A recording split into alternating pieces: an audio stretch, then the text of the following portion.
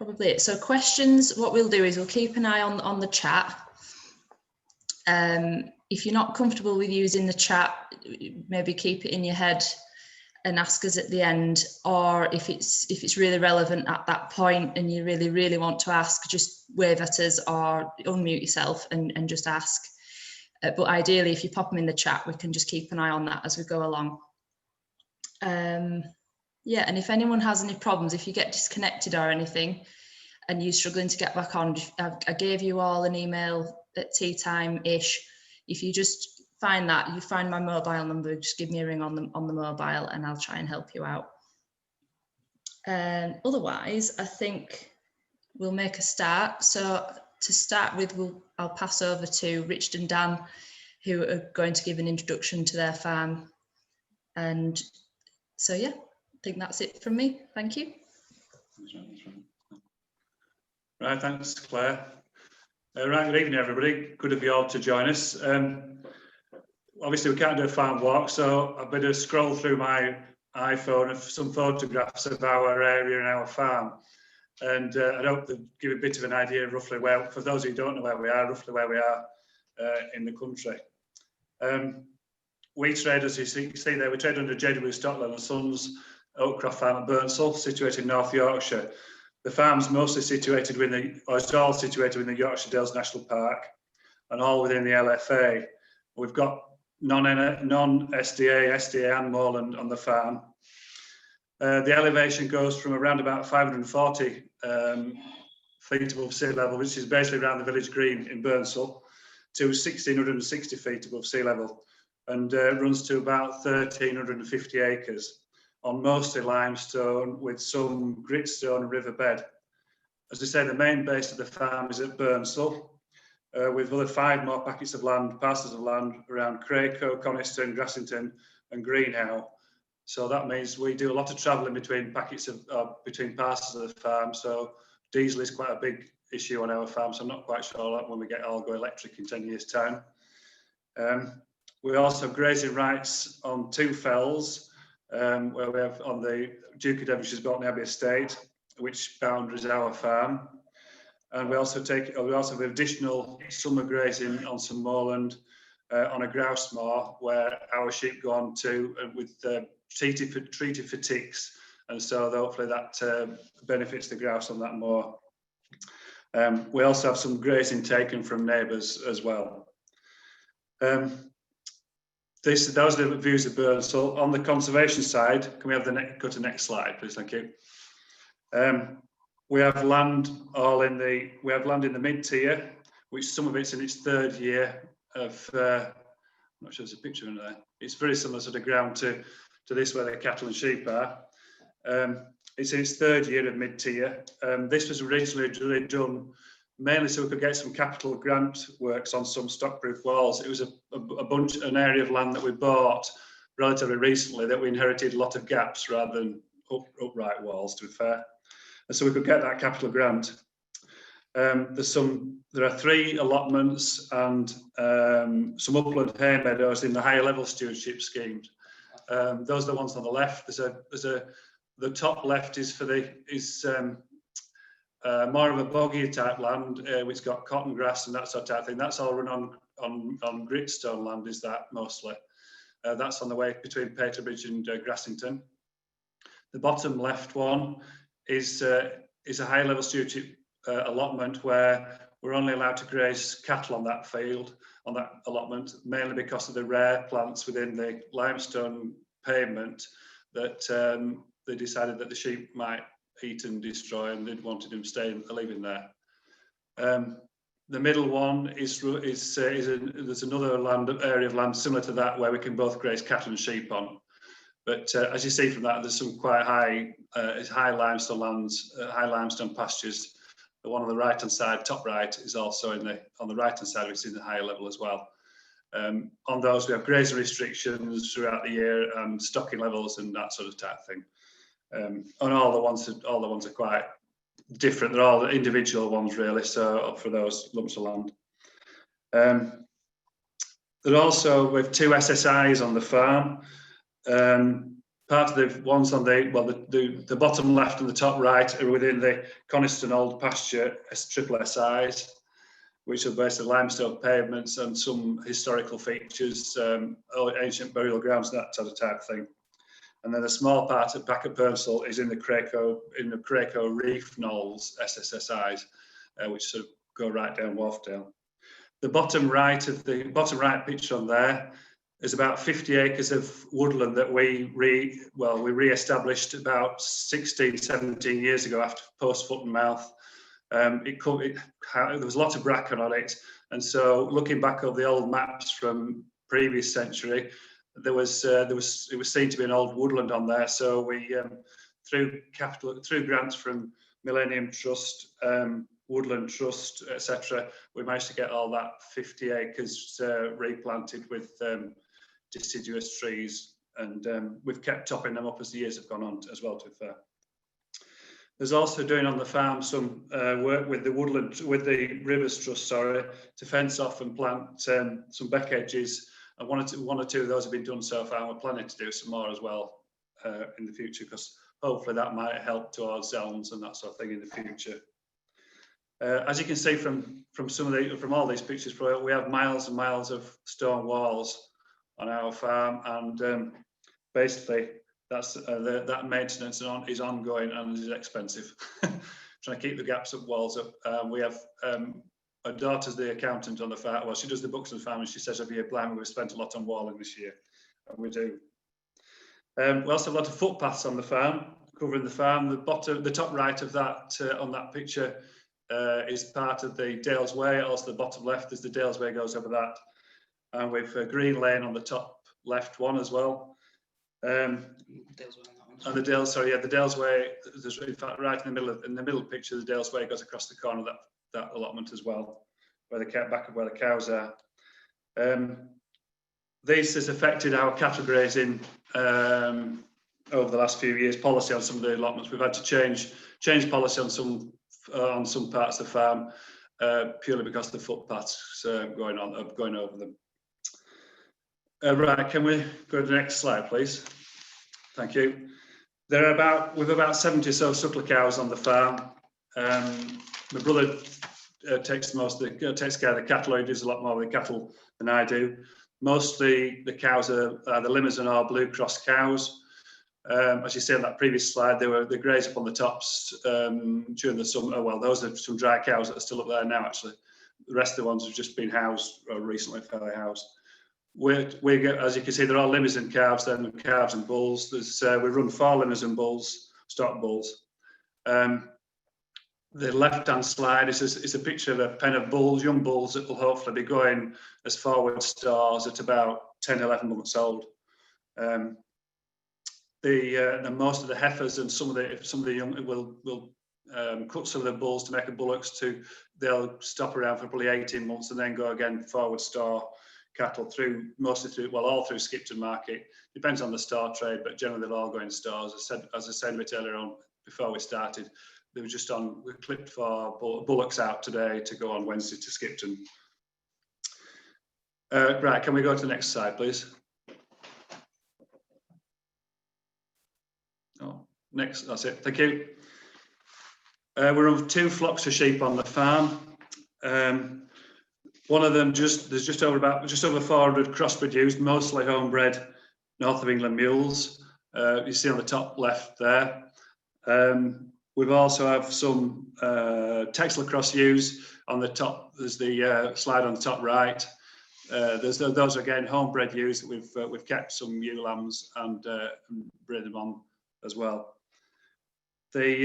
All these ewes are put to either Texel cross or Bell Texes, and you see from the slide on the top right, it was a bit of an experiment this year. We've got a Hampshire there, Hampshire on the right there.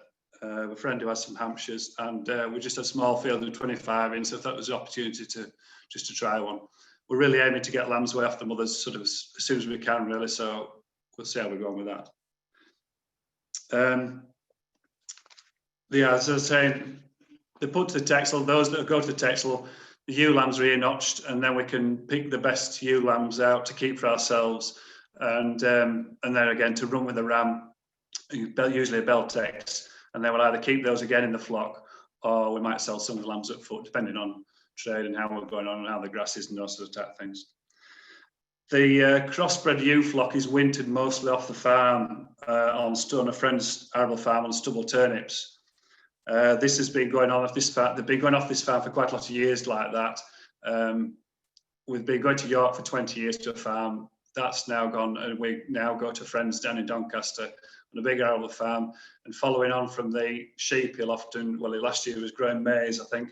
And there again, is the input from the sheep help him grow his maize. So we benefit all around. It gives our ground a rest. And they stay away until, they'll be going just in the second probably week in December.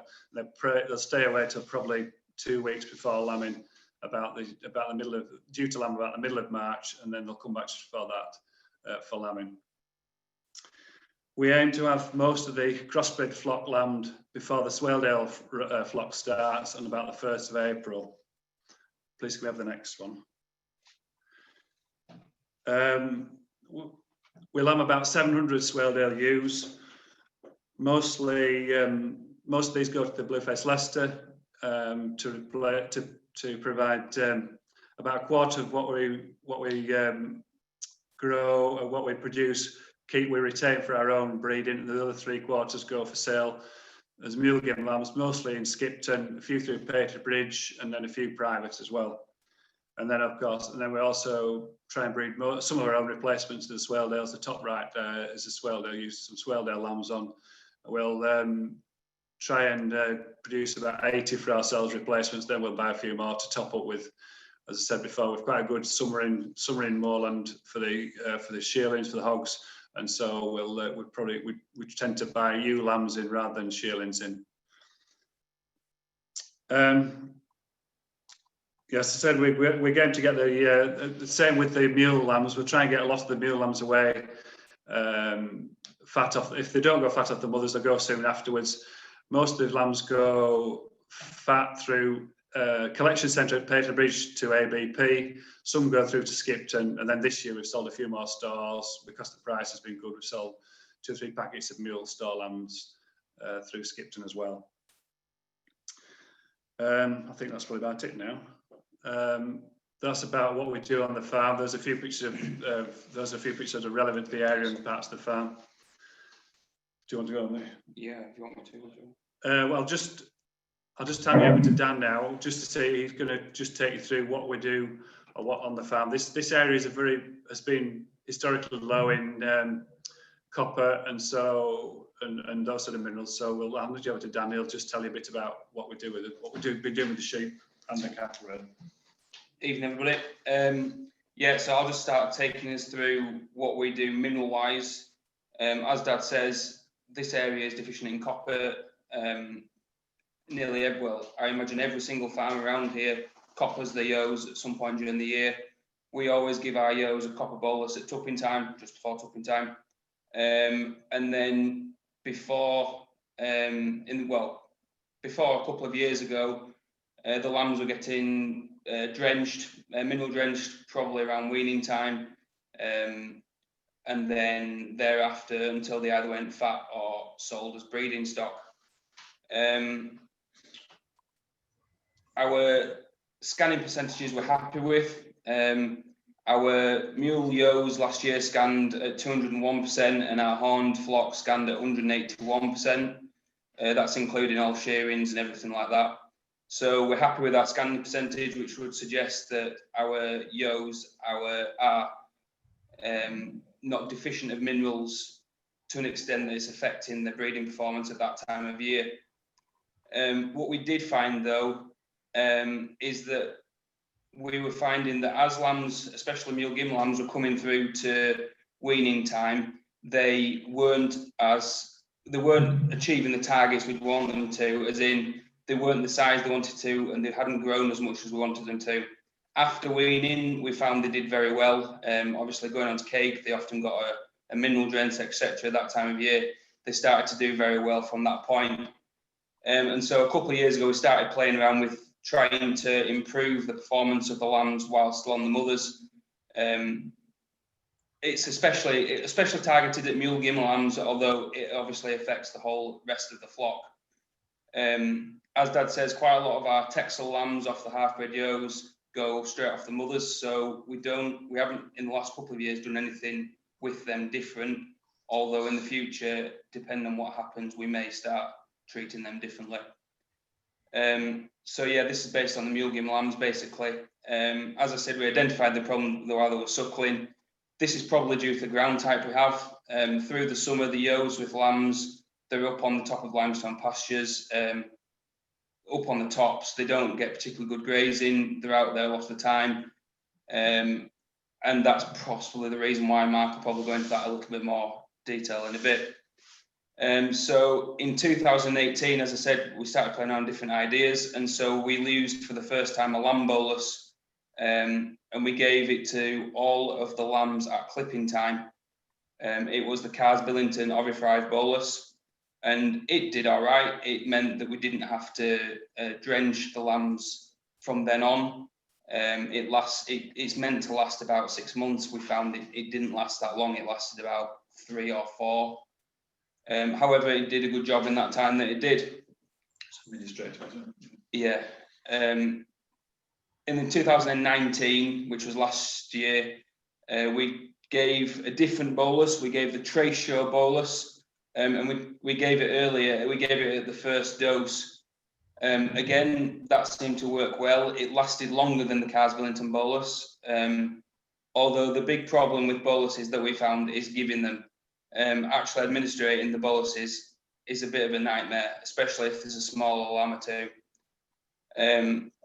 Because of this, we explored other options, and it was at this point in this year, at February time, that I was talking to Mark, and we decided to have a look at other options.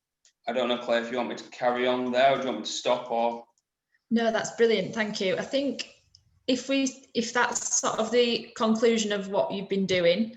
Yeah, well, I've got what we did in 2020 with the smart shot, but I don't know if you want to talk about it first, or if you want me to talk about it, whichever. Fiona, what do you think? I'm easy. I mean, shall we see how we go? And then we were going to bring Richard and Dan back in, weren't we? Yeah. So that was yeah. Fine by me, yeah, it's fine. Great. What fantastic photos. That's like the best sort of farm walk. We've all been sat here nice and warm and comfortable and seen the entire, it's brilliant. Lovely weather too. It's never that good weather when you go on a farm walk either. No, that's true, but I also don't take lots of pictures when it's raining either. I don't take a lot of pictures. You just have to be, if you happen to get a nice shot, you just, pretend. So. Yeah, no, it looks really, really super. Yeah, thank you for that. Shall I just crack on then, Claire?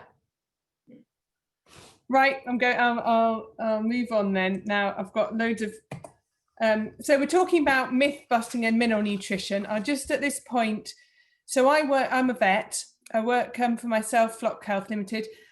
This little icon down here is, I've been working with somebody called Pete Bone, who runs his own mineral business. We've done quite a lot of mineral auditing on farms. So I'm going to sort of be talking about that a bit. But I wanted to start by finding out who we've got in the audience. So see how good you all are on Zoom.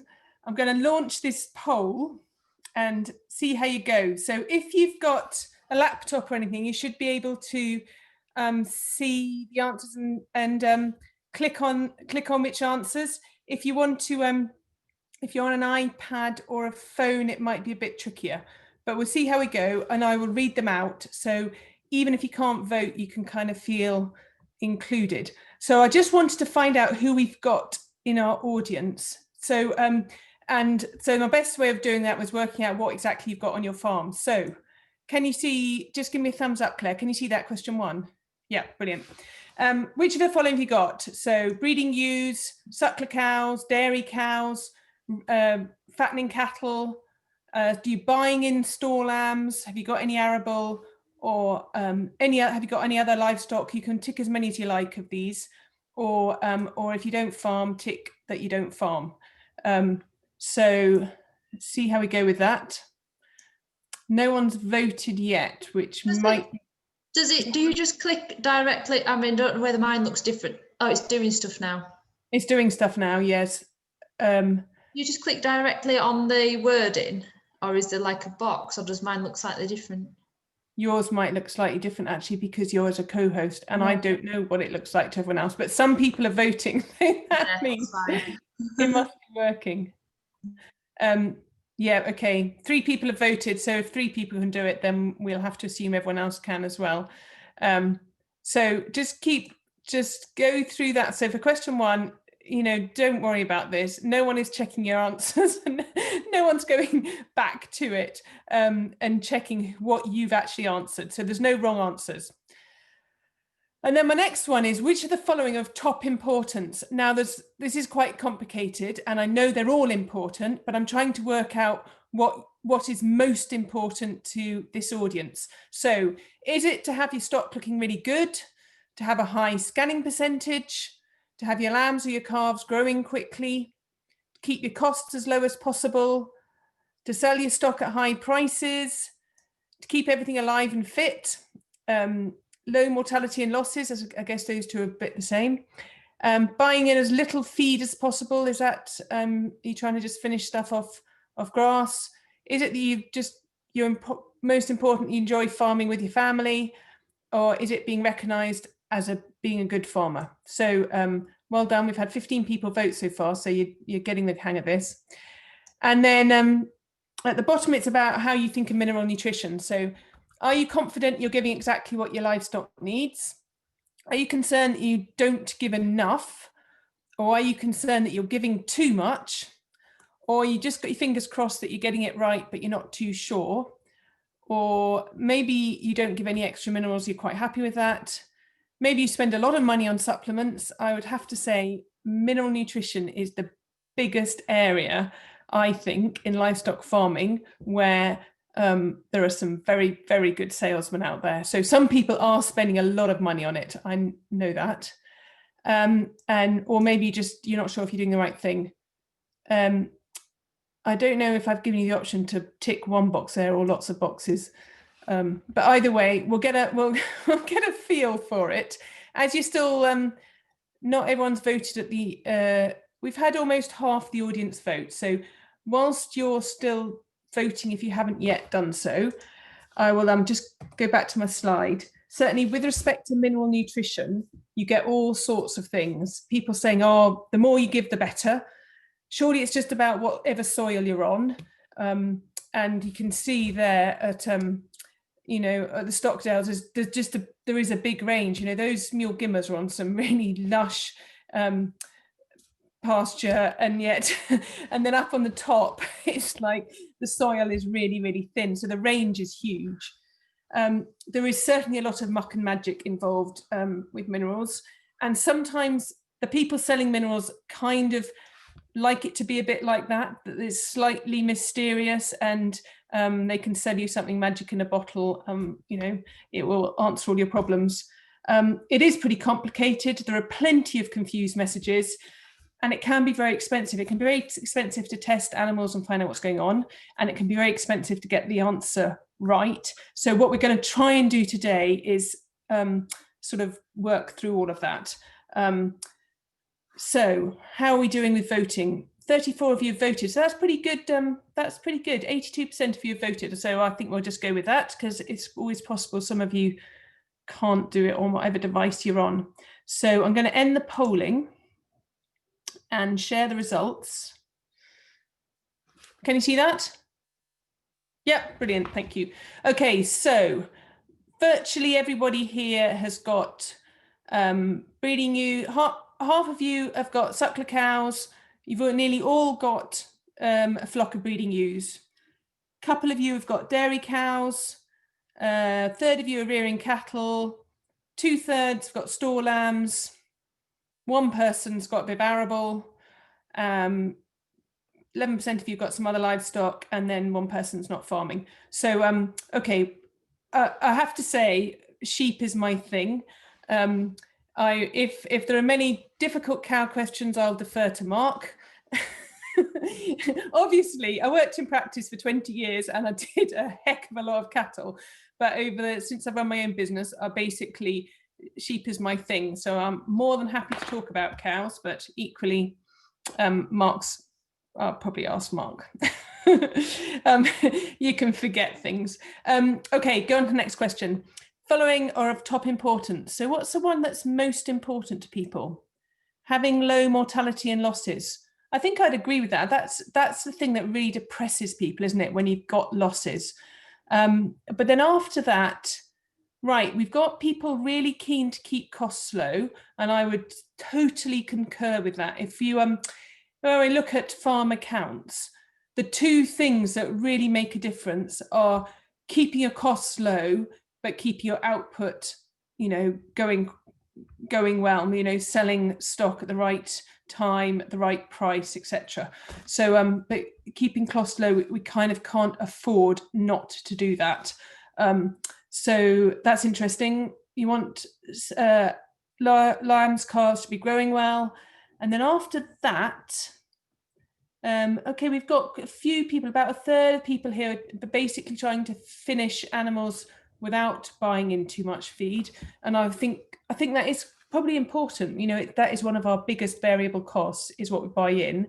And actually, had a PhD student who finished a year ago. So we did a big project looking at 800 farms that sell sheep dead weight to one of the big retailers, and we basically tracked their entire income from lambs over the course of 5 years, and then we compared that statistically with various aspects of the farm, and the amount of feed people bought in had no correlation at all with the amount of returns they got from their finished animals.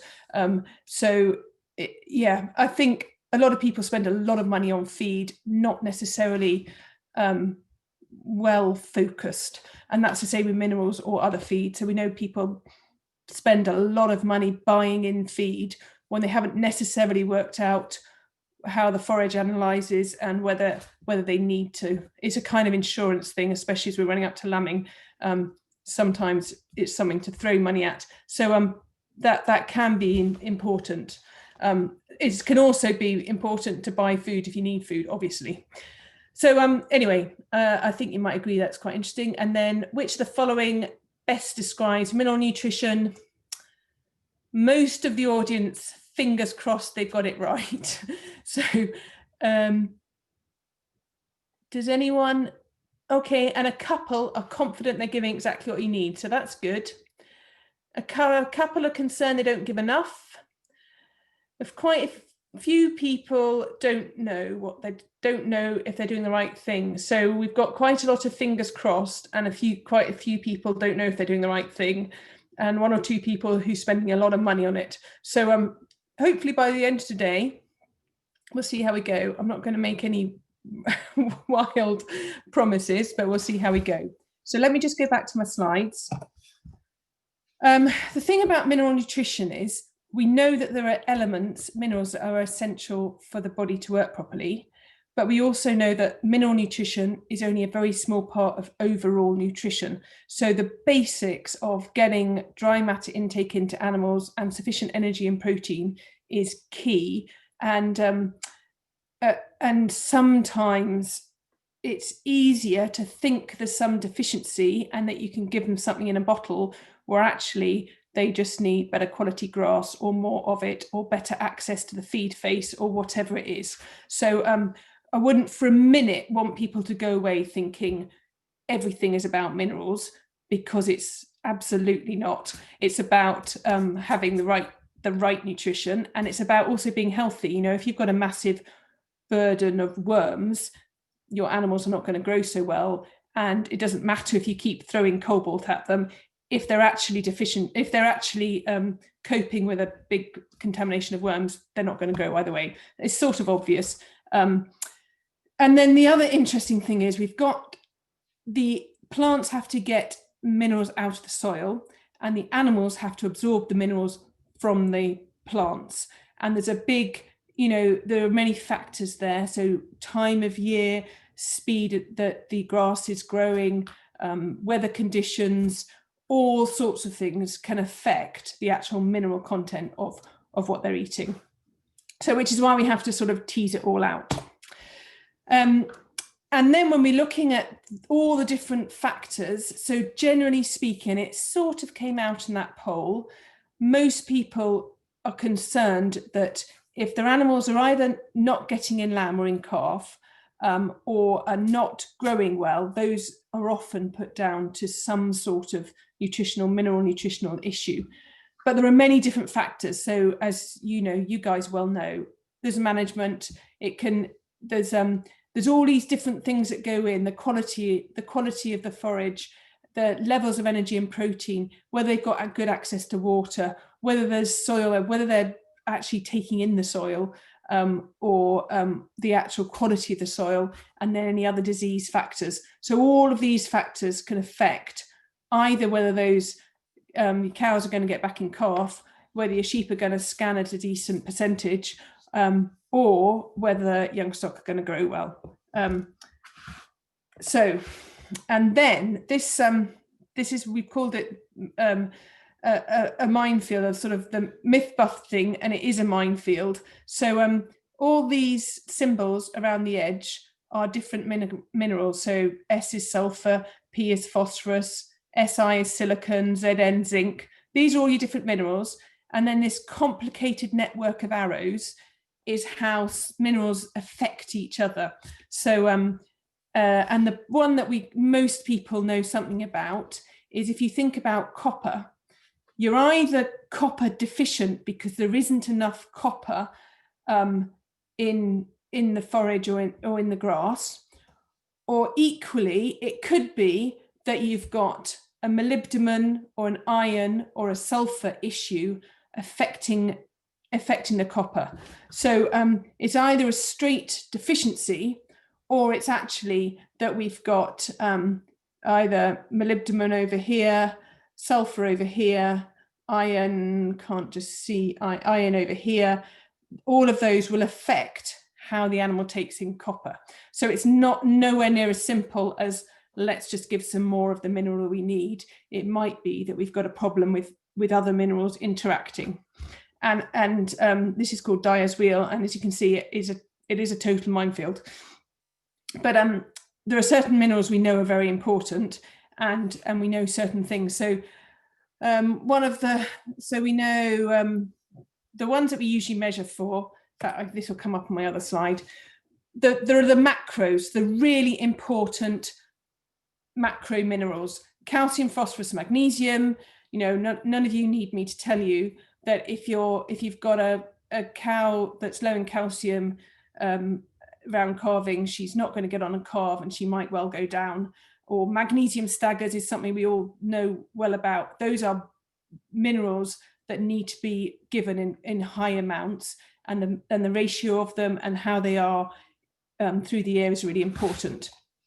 But the micro minerals are no less important. You just need less of them. And the ones that we generally test for in animals are copper, cobalt, selenium, and iodine. Manganese is equally important, but we don't generally see deficiency issues with it because it's usually to quite good levels in forage. And zinc, we can see problems. You can see problems in fertility. You can see problems in immune systems. Actually, just this year, just the last 2 years, I've seen a couple of zinc issues. Sometimes you can see more skin related, so mastitis or feet related things like white line disease or something, if you zinc deficient. So those are your sort of macros and minerals. And if you see this picture in the middle, right through the year, the livestock require nutrients to maintain function. And then the green circle is sort of representing the grazing platform, the grass they're eating, the forage they're eating, whatever it is. And then this is my sheep example. I always defer to sheep.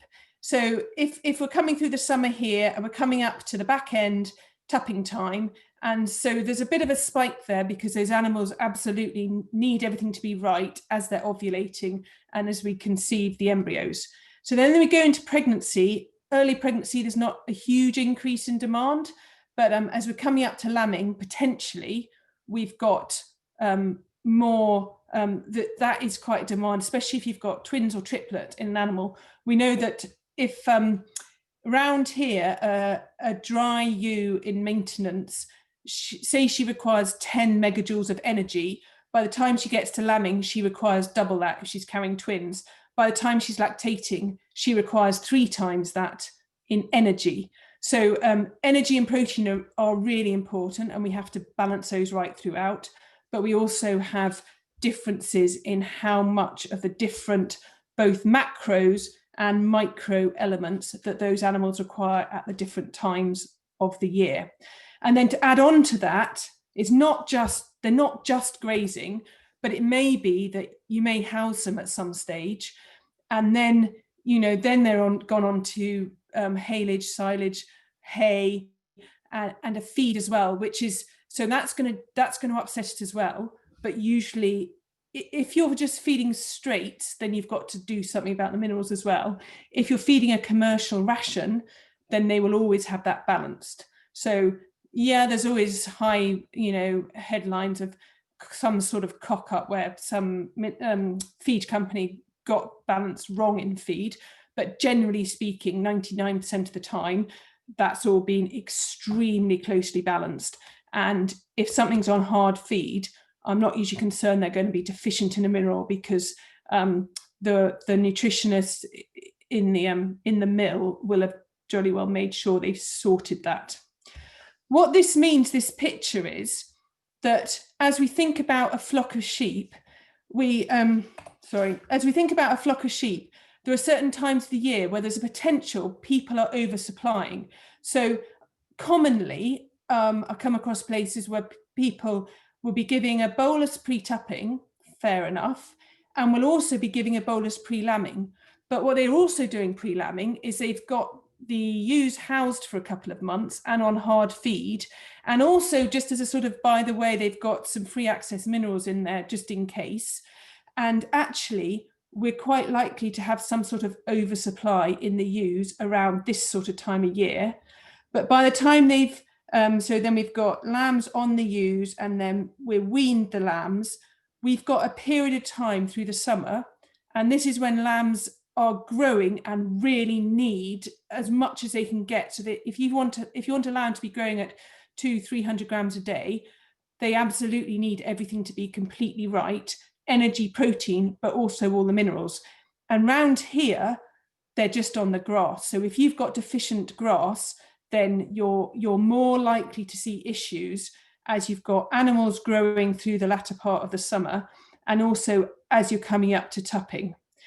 So one thing that we're doing more on farms is teasing out the year and looking at different types of animals, whether it's pregnant ewes or lactating ewes or dry ewes, and different categories of lambs, whether they're suckling lambs or post-weaning, and working out what those actual animals have got coming into them and where there might be pinch points. So it's we're kind of getting a bigger picture of the farm and where there are problems.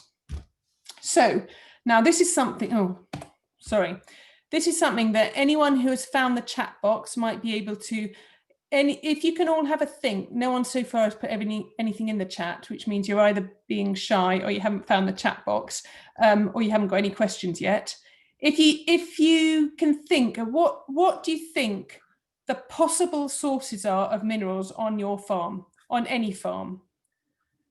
Just think of and I've mentioned quite a few of them, not all of them, but if you can think of anywhere where your animals might be getting minerals, put them in the chat box and we'll collate them all together.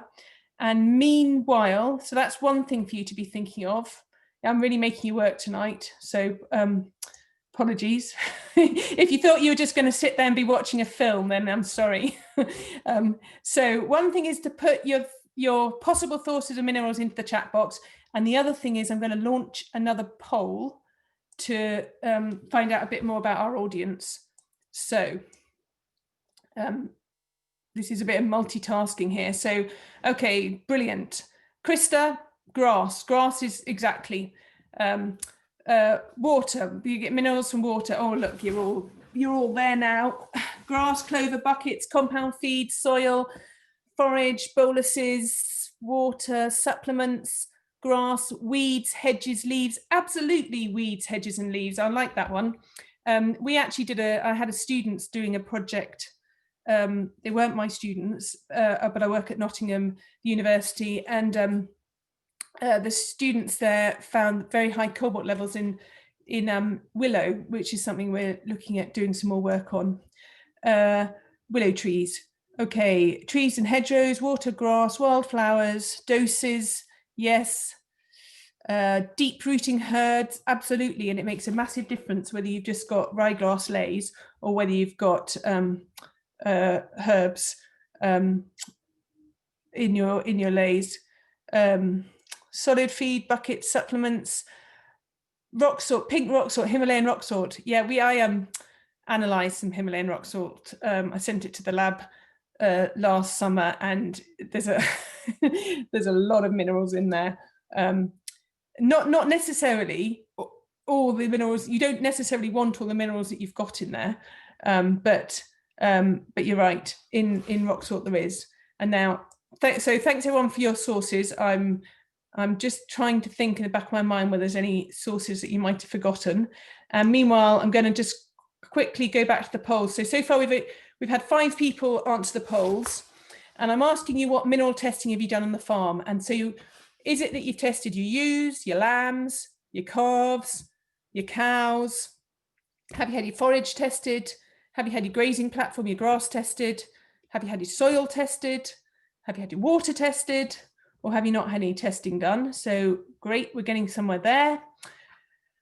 And then I'm also trying to find out when you do give extra minerals to your livestock. So pre-tupping, pre-lambing, lambs when they're on their mums, at weaning time, ewes as you wean the lambs later in the summer, cows pre-breeding, cows pre-calving, cows at grass.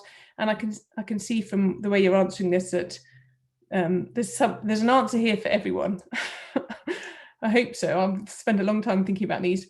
Okay, and then also what type of supplements? So is it that you're using boluses? Are you injecting? Are you drenching? You've got buckets or free access, or putting minerals on the top of feed, or other? Right. So far, half of you, got 42 people here, and 20 of you have voted. So I'll just give you another few minutes with that, and I'll just have a look through the chat to see if there's any of the things that we've forgotten. Water is really key, and I will show you about testing water in a minute. Seaweed, oh, I like that, Kate. Thank you for the seaweed. Liver sample, okay. Liver samples, blood tests, and forage tests. Yes, that's something that I missed out on, that question actually about the mineral testing. If you have done liver samples, brilliant. That's my fault for missing that out. And Mark's put this, that sunlight is, vitamin D, and I don't know if you get vitamin D issues, Mark. I've certainly seen it in Swaledale hogs gone away onto dairy land where we've got rickets from vitamin E deficiency, definitely. Yes. Very good. Right. How are we doing with this voting? 83% of you voted. That's about the same numbers we had before. So I'm thinking those are the number of people who can work their voting thing. Right. Have I shared those results? Yep. So as we look at the poll, well, that's okay. Most people, more than anyone else, you've had to do soil tested. So, okay, that's interesting. Maybe you can just put in the chat. Do you mean more just full soil analysis, or pH, or I'm quite interested in that. And after that, most people, it's been the forage. I'm a great fan of getting the forage tested, not full solid soil analysis. Thank you, Martin and Louise. Okay, interesting. It is quite hard to take soil analysis and then say, right, this is exactly what we want to need to do with it.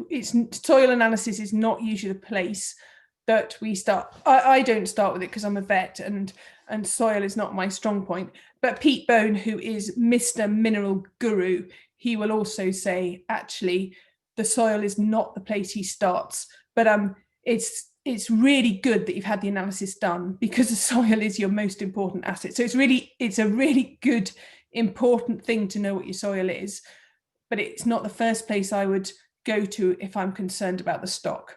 So forage is probably the place I would go to first. But okay, someone's had mineral analysis of clamp silage. I'm liking that. I like to get the forage analysed. That's almost the first thing I always do. Certainly when we're doing auditing, that's what I do. A lot of you've had your sheep tested. A few of you have had cows tested. Virtually no one's had calves tested. 20 out of 35 of you have had your forage tested, or your grass. The interesting thing with getting your forage tested is you don't have to wait. If you're getting forage tested for energy and protein, which I would strongly recommend if you're taking ewes in and trying to work out your diet pre-pregnancy, you have to wait until all your fermentation's taken place to know your quality of protein and energy. You don't have to wait for minerals. They're not going to change. You can do it as it goes into the clamp as easily as you can wait and then test it afterwards. Only 2 of you have had your water tested. I'll show you a bit of a case study with some water in a minute. And then extra minerals. The most popular one here is ewes pre-lambing and lambs at weaning time. That's interesting to me that more of you give ewes minerals pre-lambing than you do pre-tupping. So that suggests to me it's either because you're not giving them supplementary feeding pre-lambing, or, as I said before, you might be actually giving them more than they need pre-lambing. And anyway, that's interesting. And then of quite a few giving stuff to lambs later in the summer, maybe when you see the growth drop off. And I would agree with that. And it may be, and we'll have a conversation as we talk with Mark and back with Richard and Dan, with this cobalt issue. We see the effects on growth rates in lambs post-weaning, but often we have to start supplementing the lambs before we actually wean them, because if we wait until we start to see the fall off in growth rates, particularly with cobalt, it's too late. It takes a long time to get them back again, and we don't want to get them back again. We want to sort them before they fall off, as it were. And then your most popular type of supplement is drenches. I suppose there's no surprise there. That's usually the cheapest. Drenches are most popular. A lot of people are using mineral buckets, which are kind of okay, but we don't actually know how much is going into each individual animal. We don't know. There will always be 10% who take more than they want, and 10% that don't even look at the buckets. And then quite a few of you are bolusing. Okay, right. Let me just stop sharing those results. Thanks for that. Thanks for all your input there. Let's go on to where am I next on here. This is what we're doing on farms. I've got quite a few farms doing this at the moment, where we basically, this is literally an A4 sheet of paper. And for every single type of stock on the farm, we have a column that we fill in. So this, yeah, okay, it might say dry ewes, 350 dry ewes. We've got them outside and we put exactly which field they're in. And we always ask people what their water source is. And if it's mains, we're not bothered about it, because we kind of accept that the water company will have got mains sorted out. But if it's streams or a borehole, then it could have a major effect. We want to know whatever their main forage source is, because obviously they're ruminants. So the forage source, forage is their main feed intake, whether it's grazed grass or conserved grass. So that's the most important. But then if they've got any other access to food, whether that's grain, straights, roots, commercial cake, we list that. Then is there a mineral supplement added? Are there free access minerals? Do they have access to any additional buckets or blocks? Have they had any boluses, and what type, date? Have they had any injections? Have they had any drenches, any samples? And we go on, and so we're going through this on every single type of stock on the farm. So we usually end up with about 6 different pieces of paper, and then we can go through it all in detail. So it's quite a long, drawn out process, and I'm not suggesting that everybody on the call is suddenly going to start doing this. I mean, it really does, we're really drilling into it on some farms, but kind of hoping as we pick up a bit of a picture, then we can pull stuff out and share it with other people. This is what I've got farmers doing at the moment. And I'll now go into what the testing we do. And I said I would always start with grazing platform or forages. And that's whether that's standing grass or conserved forage or hay. You can, we're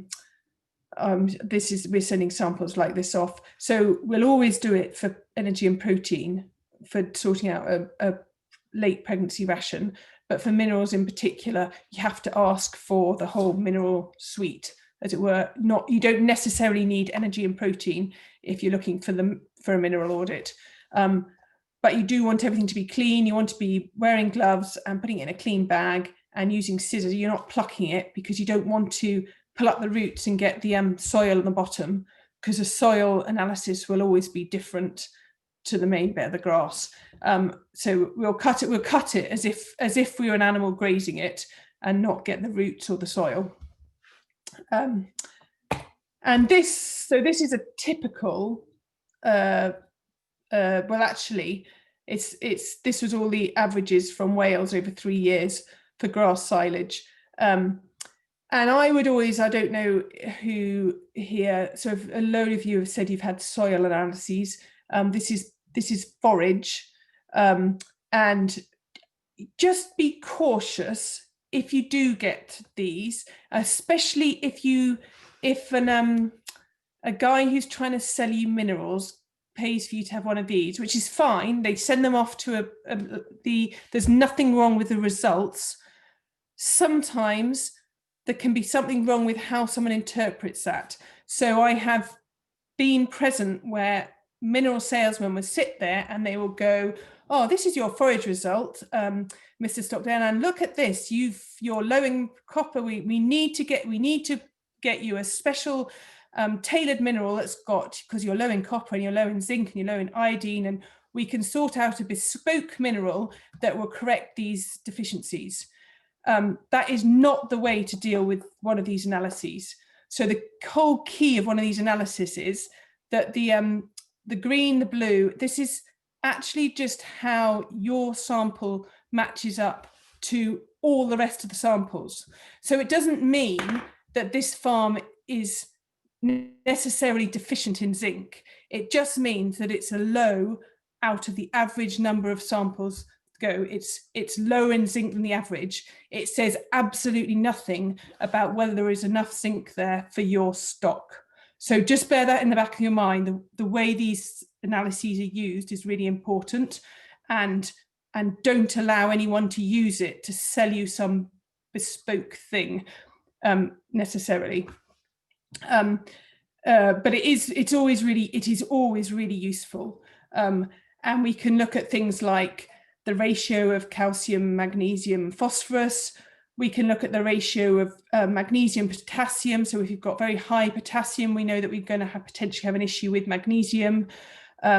We can wonder why we've got, sometimes we have quite high sulfur, and that's because it's quite fashionable to put sulfur on ground because it makes the grass really green and it looks really good.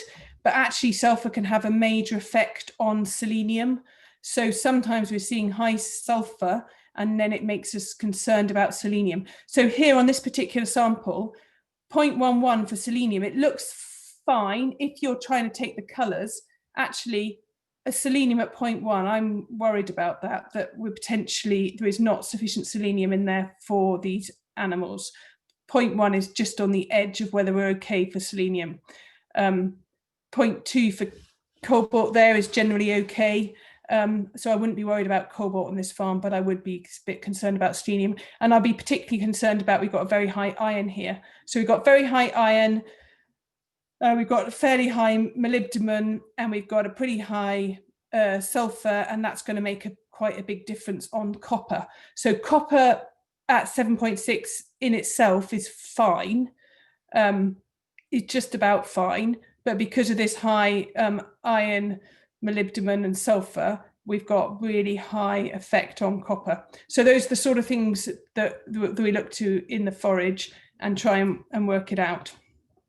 I said about, this is an example of a farm where we would basically take all the fields. The detail is not, don't start worrying about the detail, but it's just to show you that I would list the fields on the various farms, the data cut, the type of grass, and then so here we did do energy and protein, but we'd also work out the values for each of them and where, and we get a pattern on the farm. And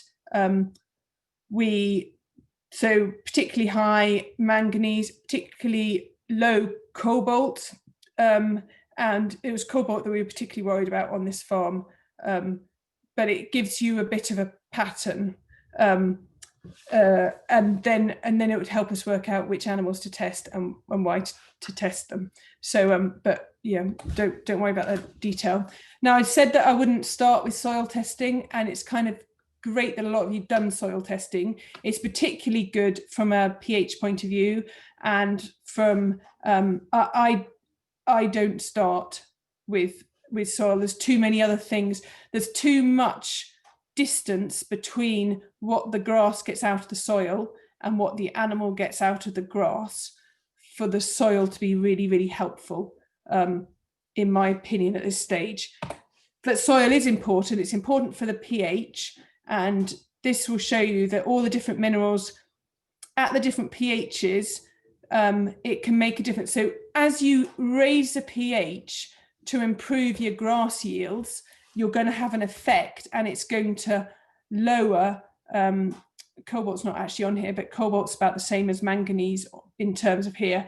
It will lower the cobalt availability. So you might be pushing your grass pH up and getting better yields, but then that decreases the amount of cobalt that is available to those animals.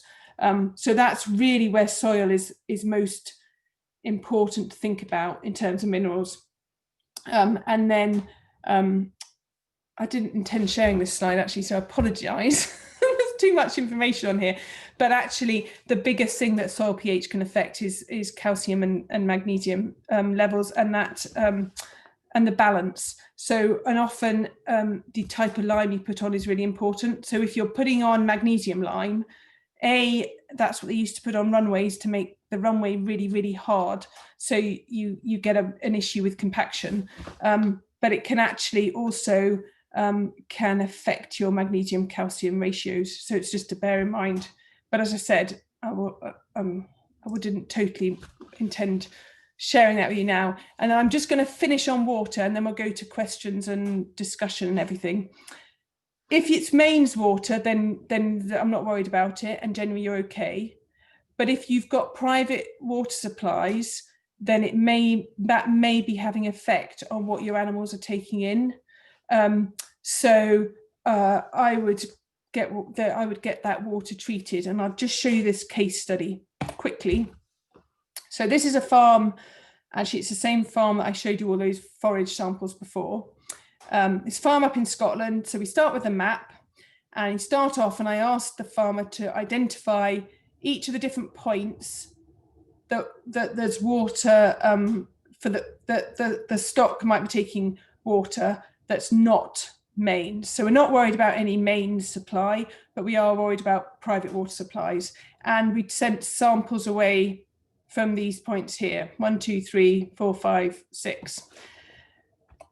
And then you get the analysis back, and the vast majority of them, there's absolutely nothing to show. It's really quite boring. You don't expect there to be much in water. So there's nothing over here in number 1. There's nothing over here in number 3. But then we get to this one here, right on the main road, number 5, and the levels of iron are absolutely through the roof. And on this particular farm, we had an issue with very high iron in the forage, very, very high iron in the water. And although copper levels and everything were fine, the iron was antagonizing the copper, and it did make a huge difference. And in the end, we blocked off this water supply and put a trough in, and it made a massive difference there. So we sort of can identify issues and put mains troughs in, so they don't need to rely on that water point. I've just realised I haven't anonymised farmer, but the farmer, she was very happy for me to share results. So just say that before everyone gets really cross that I've revealed who she is. So apologies for that. Right. In terms of monitoring and managing, basically, and this is where Mark will come in. And I know there's some other vets on the call as well. So blood sampling used is really useful.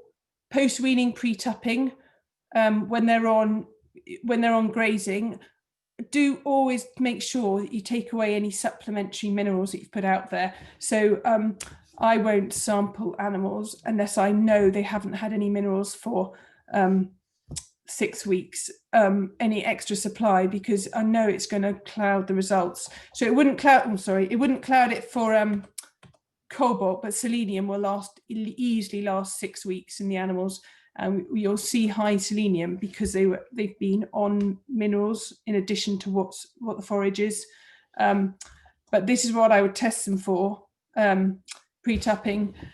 I don't use blood samples very much for copper. I would much happier looking at liver samples for copper. And I can explain that if anyone's really interested. But a ewe or a cow, it's very, very good at keeping copper levels in the blood just about level, but it's the liver can get really, really full of copper or go really, really copper depleted. But all the time, they'll keep the blood levels pretty much steady. So if you have got low levels in blood copper, then you have definitely got a problem. If you've got normal blood copper, you need to know what's happening in the liver before you know whether that's okay or not, basically. And then the most obvious time to blood sample cows is if you're getting PD'd in the autumn, and I'd especially look for copper, selenium, iodine at that stage. So we're going to go over to questions, and I suggest Claire's going to, are we going to go back to, are we going to go to Mark and Richard? Yeah, I think if let me just stop sharing my screen. Thank you, Fiona. That was great. Is that your presentation done then, Fiona? I had one other slide which I can go back to at the end or not. Yeah. Literally just a summary, literally a summing up slide, but we don't need to go back to it. It's fine. Yeah, so I think that's a good point to pass back over to Richard and Dan and Mark, and just probably talk about what you've done a bit differently, or whether Mark wants to just talk briefly around typical problems, or just between you three selves sort of just. Yeah, I wondered if Mark wanted to go first, and then I'd finish off on what we've done this year. Up to you, Mark. I have nothing really specific to add to what's already been said. What I might just do is interject, Dan, if you want to go through what you've done, and I might interject if there's anything. Yeah, I think that's not a problem. So like I said before, we saw. I will just point out at this point. This is from our looking at stock and working with stock and everything like that. We are not yet going down the EID weighing, precision farming on the sheep side of it, although I am meeting the Shearwell rep tomorrow, so we might be after tomorrow. Just because I want to know this sort of stuff. I want to know if what we do works. Obviously you can see, but I always think you're guessing a little bit. And I'd like to have some figures to back up what we see. We think our problem is when the lambs are suckling and that they're not getting the growth weights then that they should be. So as I said, we bolused in 2018, 2019. And then coming into 2020, I was thinking through a few different options, or we were thinking through a few different options and talking about it. And Mark happened to be, I think he came to PD some cows, Mark, one day in early February. And I was just asking him what his opinion was. At this point, I was thinking of bolusing the ewes pre-lambing, to then, so the ewes would have more minerals in them. This is my theory, which would then pass on to lambs. Mark was asking me why we think we needed it and what made us think that our lambs were needing more minerals. And I happened to mention that you can tell when our lambs need drenching or need something because they start going scabby lugs, they start having flaky skin on their ears. And Mark straight away went Cobalt. So that is a Fiona, if you want to, somebody else wants to join in, one of you two there. Unscientific. You do see scabby ears, and that's interesting. So Cobalt crosses the placenta really well, and it's fairly good in colostrum, but it's really poor in milk. Cobalt. So you could have been giving the ewes Cobalt in a bolus pre-lambing, but actually they wouldn't be, the lamb necessarily have had the effect of that. Well, that's good to know then. That's basically what Mark said to me, and he said, why don't you try this Smart Shot injection? It's Cobalt. Has it got vitamin B12 in it? And I think it is a B12. I think it's got B12, isn't it? It's just it's a long-acting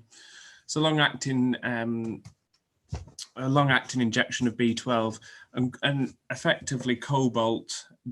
An animal takes in Cobalt and it uses that Cobalt to make B12, which is effectively the active form of Cobalt, which helps with the use of energy in the body. That's my basic understanding of it. So yeah, think of Cobalt and B12 as interchangeable.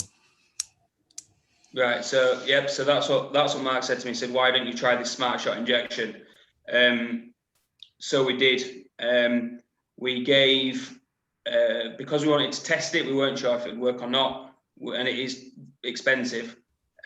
We gave all our gimmers, mule gimmer lambs and horned gimmer lambs, the Smart Shot injection, and didn't give it to the wethers as a sort of very rough, non-scientific experiment to see if it worked. I also tried to run a very limited and very much far from perfect trial and weigh a few of lambs. So we gave the injection at 3 weeks old when we mark our lambs, which is as early as you can give it basically. And we gave all the gimmers at 1 mil, which is meant to last for 6 months. So at that point I weighed 7 pairs of mule lambs, one gimmer and one wether in each pair, with the idea of them weighing again at spaining time to see if it had any effect or not. As I said, this was a very limited and very much far from perfect trial, which happened to get me on to thinking that we need to start looking down the EID precision farming stock recording route. And what we found using the Smart Shot injection is that when it came through to spaining time, the gimmers definitely looked better. They weren't scabby lugged. They looked bright in themselves. They just looked like they were doing. The wethers weren't particularly suffering, but they just didn't look right. No, it's not quite as bright now, is it, brother? And so I wondered if my very small amount of data would back it up, and it didn't. As I said, I only did 7 pairs, 3 or 4 lambs lost tags, that sort of thing. It worked out that the average daily live weight gain of the gimmers was 229 grams from 3 weeks old through to spaining, and the average daily live weight gain of wether lambs was 242 grams per day. So 13 grams a day, the wethers put on more. Now, that doesn't reflect what we saw whether And you would expect your wethers to grow a bit faster as well. yeah, Likely. you would, yeah. And there was various things. The gimmers didn't get weighed exactly straight away, and that sort of thing. So I'm sort of just saying that that's what we found. But like I say, what we actually saw didn't reflect that data. What we saw is that our gimmers looked to be doing better, and that's what it is. As I said, for future, we're probably going to go down this DID route, and so we can record data better.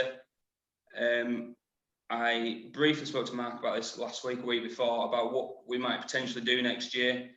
And if we are set up in that, we might look at splitting lambs into 3 groups, maybe giving 1 mil to one lot, 0.5 mil to another lot, and nothing to the others, and see if there's any difference between how they all do.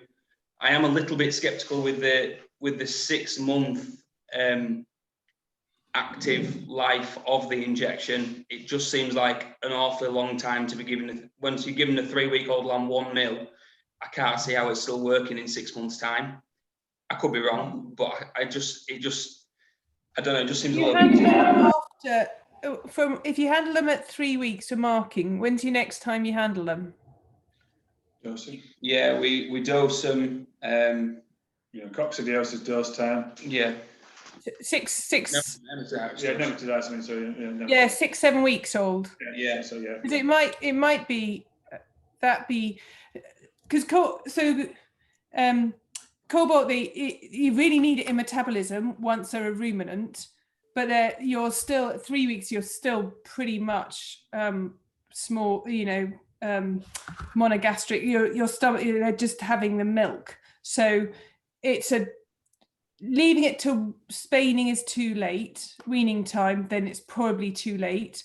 But most people, 6-7 weeks is soon enough. So you might find, don't know, Mark might. No, that's good info. Is that actually? I was almost of the point of thinking, is it better sooner or later? But no, that's good info. Is that, Fiona? I wasn't aware of that.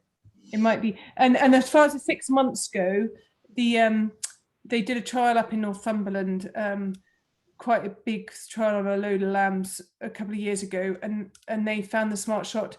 It was lasting 3 months, but probably not the 6 months. But that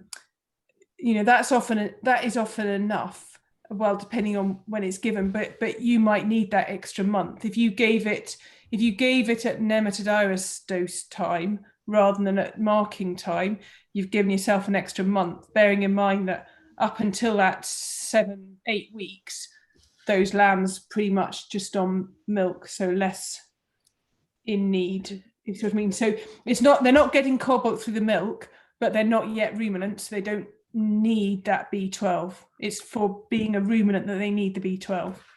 And it's just worth saying that when they do take in, so when you're giving cobalt, so other people might be giving them drenches of cobalt in, just bear in mind that it's actual cobalt they want. So it's not, so if someone tries selling you protected cobalt, that's absolute, I could say something rude now, that is rubbish. They want cobalt in the rumen.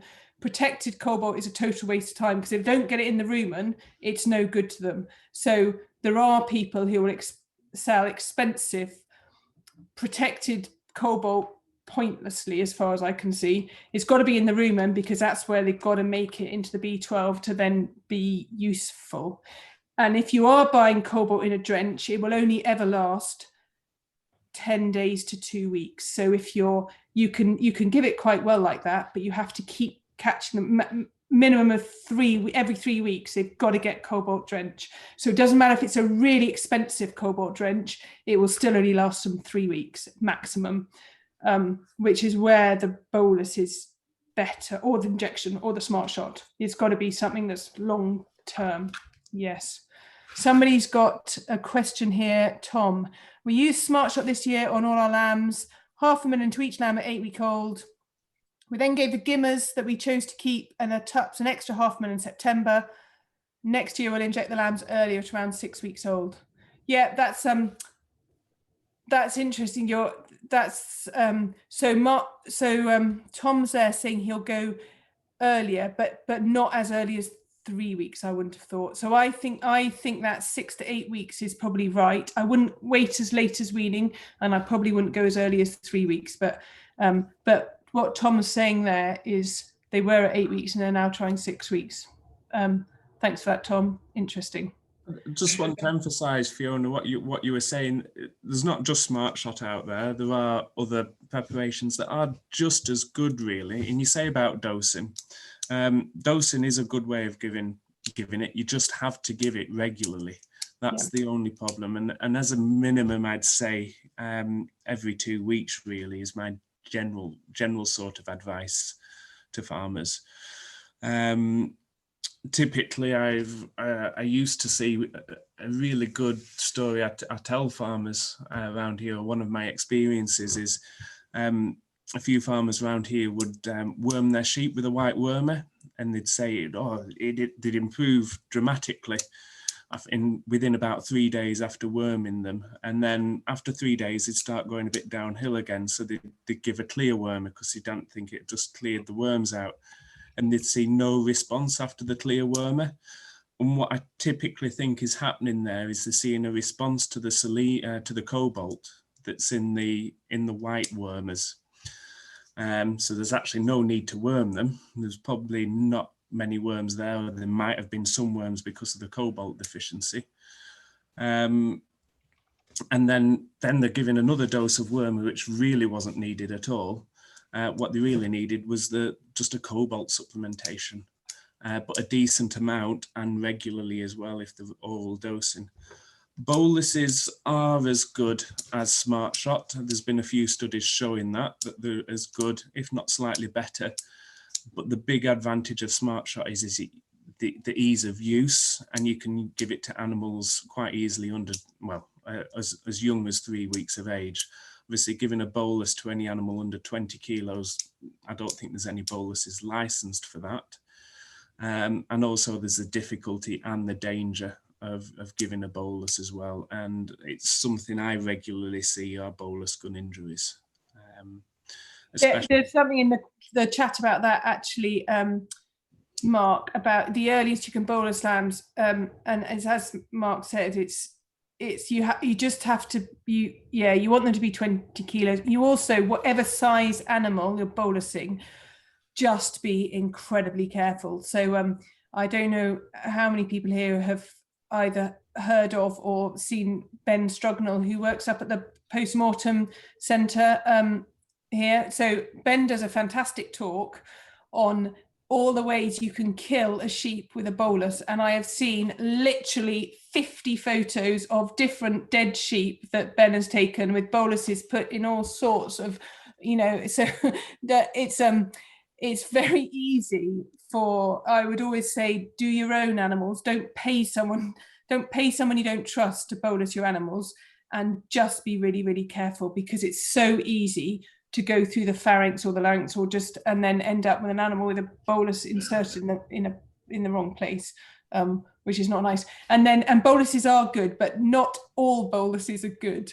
So there are, Agramin, Animax, Coast Cure, great. There are some companies who sell boluses. They promise the world like 18 months, last for 18 months. We've actually had a shepherd who dead ewe, he opened up a dead ewe and there was a bolus. He knew he put the bolus in over 2 years previously. We took the bolus out of its rumen and it was there exactly the same as it was when it went in. And I took it up to the lab and got it analysed, and it had exactly the same chemicals in as it would have done when it was put in 2.5 years ago. So the company are not lying in that was the composition of the bolus. We just don't think that the bolus had actually released any of those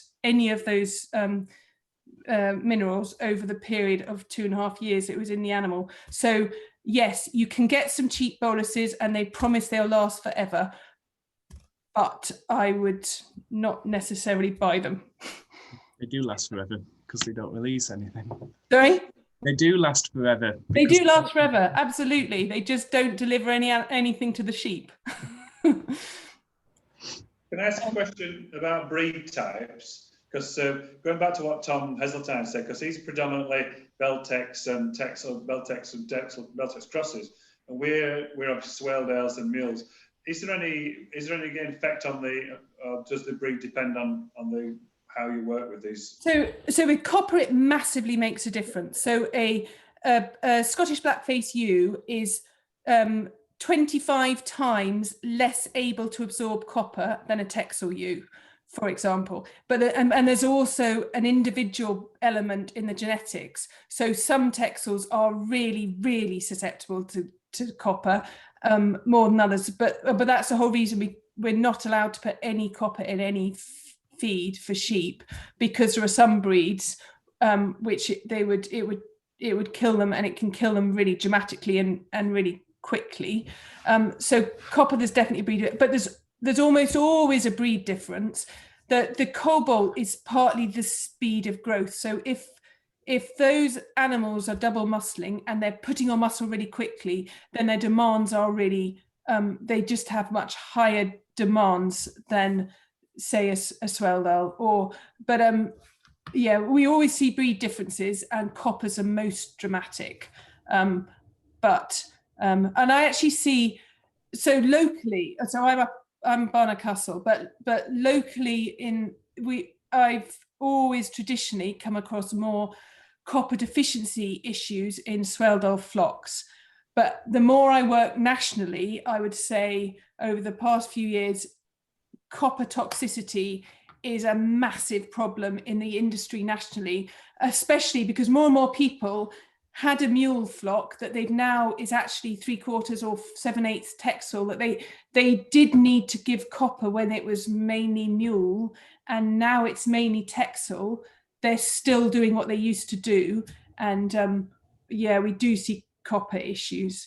And also it's possible that there's a kind of a combination of they've given them a bolus with copper in, and there's a bit of, there's copper in the foot bath or whatever we see, or they've given them some calf feed because they did quite well on it, but copper can build up quite dramatically. And if it's a family of Texels that are particularly susceptible, even with giving them 0 copper, we can still manage to kill Texel lambs with copper toxicity in some circumstances. They're just some families, particularly of Texels, are bad for toxicity.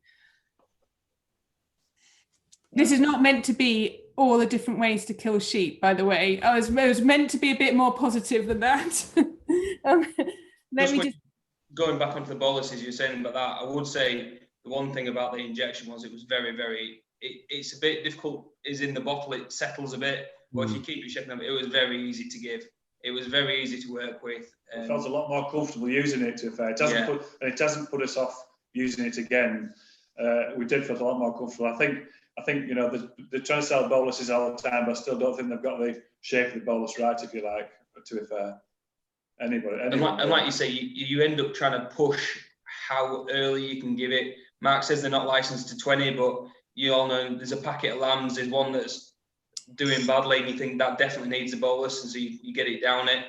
It was a lot easier and like Dad says, a lot more comfortable working with the injection. Definitely. And it might be a case of inject when they're young, and then maybe give a bolus later on.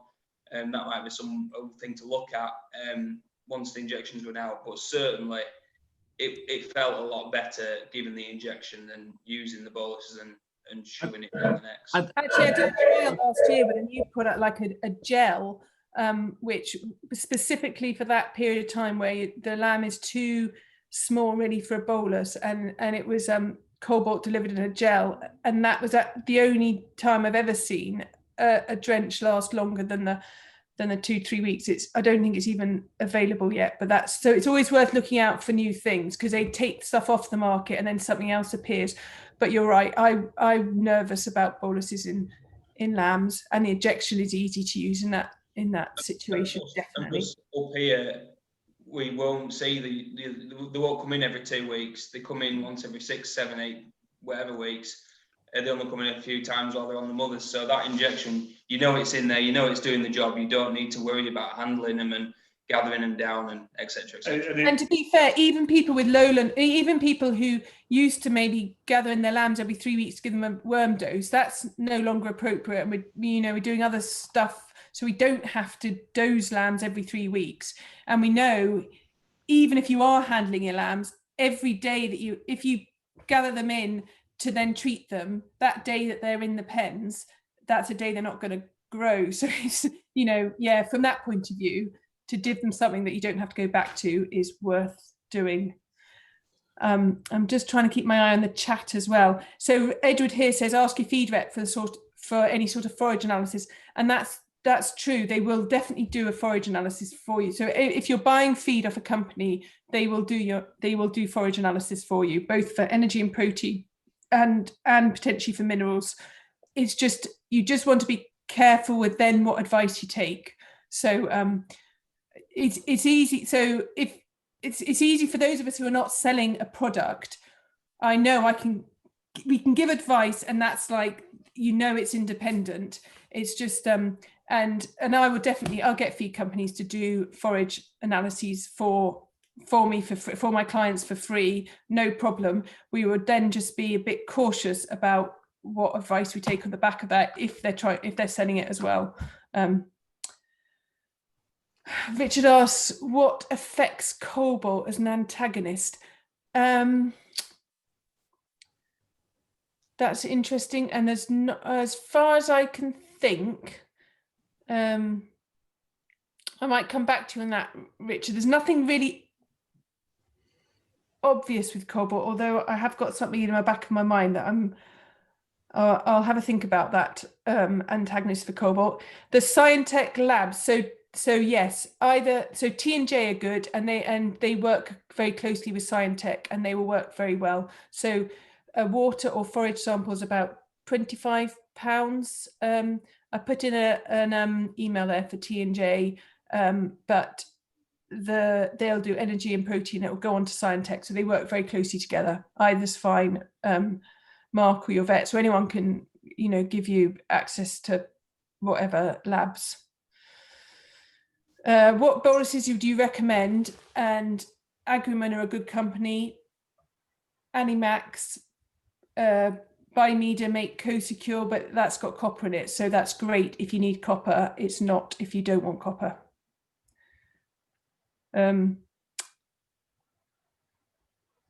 Right. Anyone, any other questions? Let me just have a think about the Cobalt antagonism. There's a question I might just butt in, if that's all right, Fiona. Maybe one that Mark might be able to answer. Christine asked, I think you sort of answered it, Fiona, but I just wondered if Mark wanted to add anything to this about checking livers for copper, and is that something that the vets would do? I was going to mention before, I'm going to be self-critical here a little bit. When giving the advice to Richard and Dan, yeah, I did jump in a little bit eagerly and say, yes, it's Cobalt, causing of the scabby ears. Potentially I should have done a little bit more, but working in the area for the 12 years that I've worked, knowing the flocks and knowing the area and dealing with a lot of sheep, I know that a lot of farms are low in Cobalt in the area. And I do tend to see responses, as Richard and Dan have seen. That scaling of the ears just seems to disappear with Cobalt. Perhaps I should have done some more blood sampling. Have done plenty of blood sampling for Cobalt, which I think blood sampling is good for Cobalt analysis. I've done plenty of that on lambs around here, and yeah, consistently low. And I wonder if Fiona might have a comment on this. One aspect of blood testing lambs for Cobalt is, what I've found is, you need to do it very stress-free and without Cobalt, or you're actually testing for B12, vitamin B12, but B12 levels can change very rapidly with stress or any very recent change of diet, so even by a day. So my experience is, when you are testing for Cobalt in blood, you want to be basically getting them out of the field that they've been in for the past week and blood sampling them within an hour. We used to get farmers to fetch them down to the auction. So, you know, pen them up, put them into a trailer, fetch them down, which might be an hour, 2 hours later, and a stressful journey down. And we tended to find cobalt levels used to be, or vitamin B12 levels used to be normal. Is that a thing, Fiona? Stress and B12 levels? Yeah, so you do, but that's interesting that, so I would have always said it's got to be, you've got to test them within 4 hours of gathering, but you're actually saying that you were, even with that was too long potentially. But yes, it is a thing. You do want to get them, and you also have quite a range, so you need to test quite a lot of animals. So for selenium, you only probably need to test 4 animals and you get a good idea of selenium. But with cobalt, I'd potentially test 10. Now, the reality is, if you're blood sampling animals, you're likely to send them off for, you know, all the animals. But that's why we usually end up with 6 or 8, don't we? But yes, you do not want stressed animals if you're testing for cobalt. So gather them in, and don't gather them in the morning and expect the vet to arrive at 2 o'clock in the afternoon, because by then your cobalt will have changed. I agree with you there, Mark. Definitely. I'm pretty sure it's manganese. So we used to sometimes talk about top dressing pasture with cobalt, but if you've got excess of manganese, then you're not going to get an uptake of cobalt. So there's some boron thing going on, but there's also manganese and cobalt can often antagonize. So there was a question about antagonism for cobalt. And then somebody else asked me to explain about the willow trial. So what we were doing really was looking at levels of trace elements in common trees, and the levels in willow of cobalt were incredibly high. What we haven't done is the next stage of actually feeding willow to lambs and seeing whether it can. But I think I like the idea of it, but I'm talking with no evidence behind me other than to say there are quite high cobalt levels in willow. But what the next stage is to actually cut branches and, you know, put it in the lambs of lambs we know are definitely cobalt deficient, and keep measuring their cobalt levels. But the trouble with that sort of trial is nobody wants to pay for it, because nobody's going to make any money out of cobalt in willow trees. So we will get it done, definitely. It's amazing how much easier it is to do trials when someone's going to make money out of it, I'm afraid to say. So anyway, we will look at willow trees for definite, because it's really exciting. And if you can plant willow trees and then cut your branches and then not have to either bolus or inject your lambs, everyone's a winner. So yeah, we'll let you know, but it's really early stages. Somebody says, does anyone have any experience with self-selection cattle minerals, where they pick from individual minerals and self-medicate? Now that's really interesting. So there is definitely some sort of pica where animals select what they need. It's always a bit confused with minerals, in that animals really like the taste of salt, and often any minerals are also salty, in the same way that your kids will like, well, all of us like crisps because they're salty. So they will always take minerals if there's salt involved. There was a talk that the regenerative agriculture people did. There's a guy from California who literally, his cattle had a massive great bar, and they had to push open a lid and select the exact mineral they wanted. And he was convinced that it was working. I've not seen any evidence. So it may be. I've not seen any convincing evidence that cattle will definitely select what they need. I know they will definitely overeat when they like the taste of something. I don't know if that. I don't think we've got the evidence. And I've asked the same question to Pete Bone, who is literally, he knows more about minerals than anyone I know, and he's not convinced either. So I'm afraid I can't answer that conclusively. Ian and Rebecca ask whether low cobalt has the same low growth issues in calves like it does in lambs. Now you might have to help me here, Mark. Do we see cobalt deficiency in poor growth in calves in the same way? I'm not that familiar with it, and I know it's in calves. It's incredibly difficult to blood sample for B12. The interpretation is incredibly difficult. In the matter of fact, the labs don't, or the pathologists don't interpret it at all. Basically, they have a get-out clause of saying when they report any B12, their get-out clause is, what is their get-out clause? Basically, supplement and see if there's any response to treatment, which I was going to say that's what Richard and Dan are planning to do with regards to the cobalt. The other get-out clause is they often say is your best blood sampling lambs for cobalt to act as sentinels for the cattle on the farm. And if there's low cobalt for the lambs, then there's likely that there'll be also low cobalt for the grazing calves. So supplementation would probably be beneficial. Yeah. That's all I can say. I've got to say, not many people really supplement calves. No, and you could see it actually on the poll. Not many people test calves either. Or, yeah, that's interesting. It's also interesting if when people put out free access. So the farm where I showed you all those fields where we knew we were cobalt deficient. The whole reason she got us involved in the first place was because she'd been spending a lot of money on free access minerals. When we actually went into it, the minerals, what she needed supplemented was not actually provided in the minerals that were there. So even a general purpose mineral wouldn't necessarily have cobalt in it and supply it in the way you need. So the detail is very important. And that particular person also was buying a cake for her ewes, pre-pregnancy ration cake for pregnant ewes. And on the cake label, it had something like ferrous, cobalt, something. I looked at it and thought, I don't know what that is.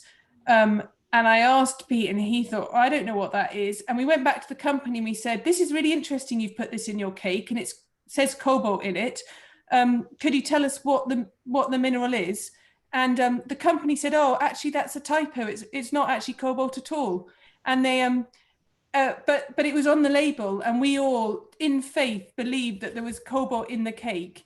And it was a full year before they changed the label and erased the typo. So there are a lot of crooks. There are a lot of crooks out there, and it is so easy to be confused about it.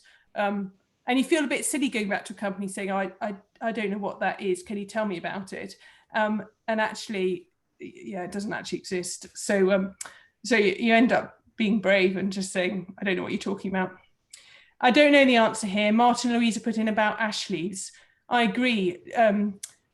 Sheep loves them. There are a lot of trees that they love eating, and there's loads of stuff in the bark, and the only thing I will say, they will also, in the same way that if you put, you've got all your ewes into the pen and there's some ivy on the wall, that sheep are great at eating what's there. They're not always very good at discerning what's good for them and not. Or, well, if sheep break into a load of rhododendrons, they will kill themselves very quickly. Or that there's no. So as far as I know, ash trees are fine. I have to go back to the student project and see what we found in terms of ash trees. It was the willow that really, struck us. But they will eat toxic plants quite readily because they like the taste of it, or if there's not much else available. So often, if they're kind of struggling things to eat, then they're more likely to eat the toxic stuff. And they're pretty robust, but rhododendron poisoning is depressing. Any comments on liquid-5? I think someone was asking. I don't know the breakdown in liquid-5. I might. My view of liquid-5 is there's plenty of people use it. it's really good. You get some really good responses to it. I sometimes think it overdoses on some of the or oversells on some of the vitamins that are in there, and some of the other things that are in there. And sometimes all you need is Cobalt. We sell just a Cobalt solution for people that are wanting a short-term fix for Cobalt deficiency, to get them through a season or through a bad patch, and to get Cobalt levels up quickly.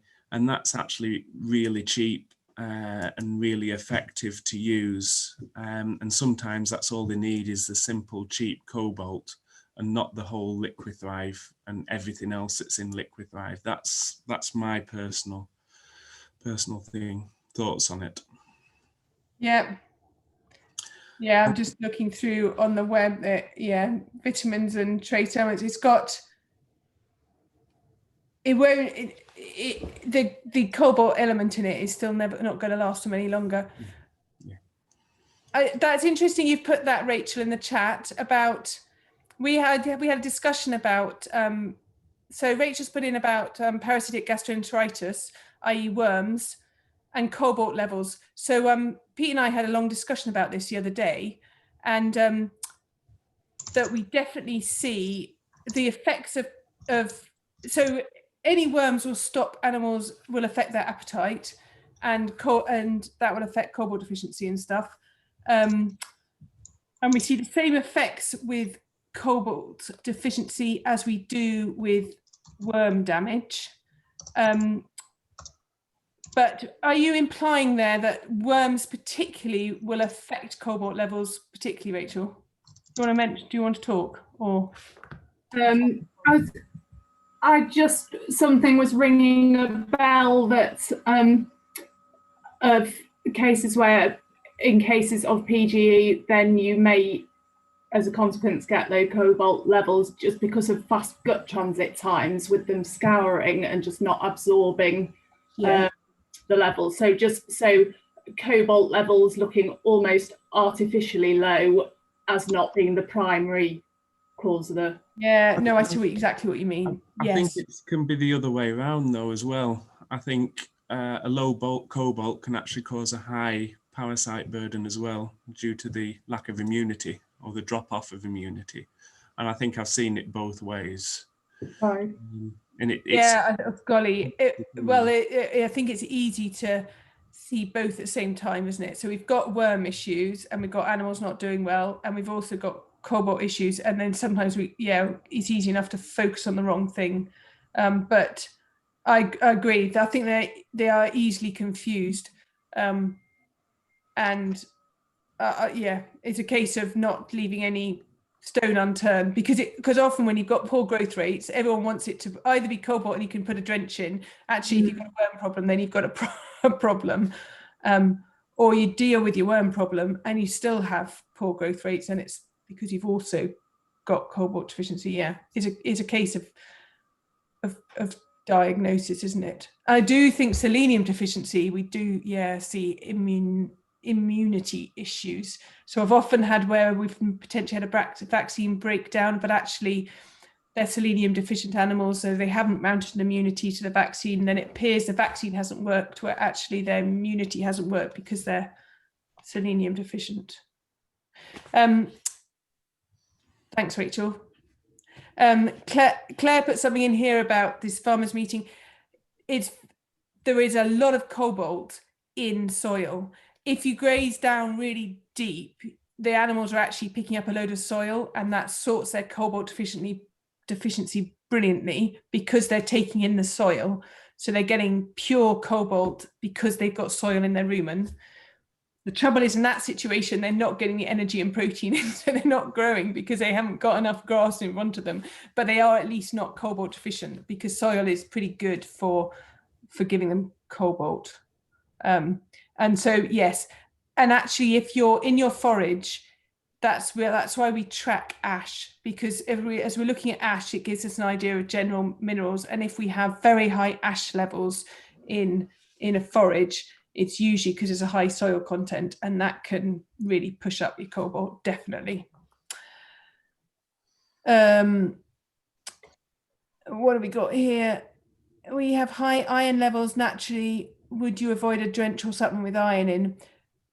Well, I would actually. So often a red, those red mineral, free access minerals are red. That's usually the iron in it that makes it red. If you've got high iron levels either in your water or in anything, that is going to affect your copper particularly. So yeah, you don't always get problems with high iron, but it could affect your copper, definitely.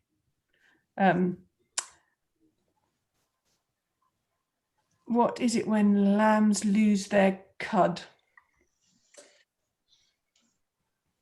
Do we mean when they're throwing teeth and they're actually, so it's often a tooth issue if they're spilling the cud. I don't know, do either of the other vets want to help me here? And I've certainly seen in ewes with cheek teeth issues, a ewe that chewing and chewing and chewing and then bringing back cud. That's often a damage in cheek teeth. I think we have more cheek teeth issues than any of us like to, we do thin ewe investigations. We don't always, the teeth are often the primary thing. So not necessarily their incisors, which are, we can all tell a broken mouth ewe, but actually we can't always tell when she's damaged on one of her molars, and that can have massive cud issues. But that, I know, Martin, you specifically said lambs there, so I'm not sure I've answered your question. I'd agree with you there on the teeth issue side of things.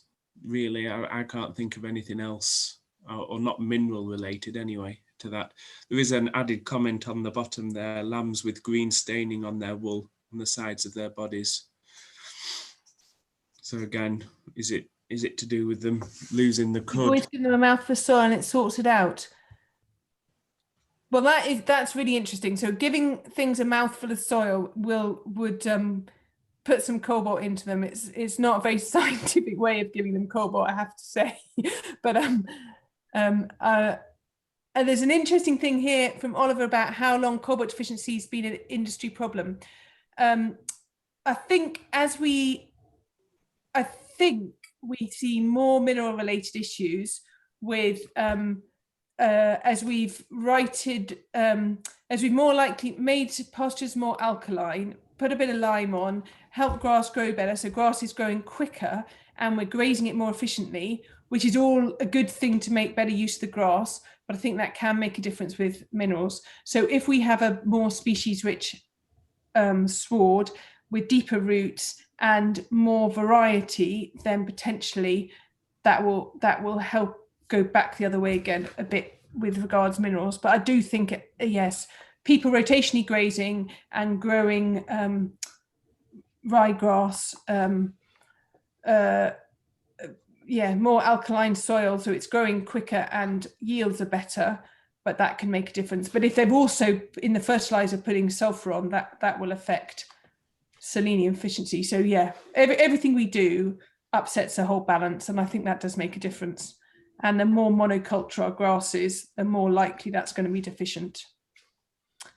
I'm liking this mouthful of soil business. Let's just move on from that because I don't know the answer. We brought our ewes and suckler cows pre-calving and lambing. You mentioned cobalt's available in colostrum but not in milk. Is that the same for the other main minerals in the bolus? No, not necessarily. Most,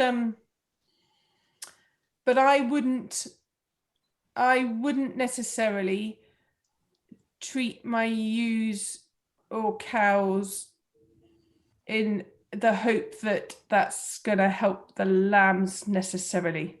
So particularly for cobalt, we know that we don't have particularly high levels in the milk. Selenium wise, how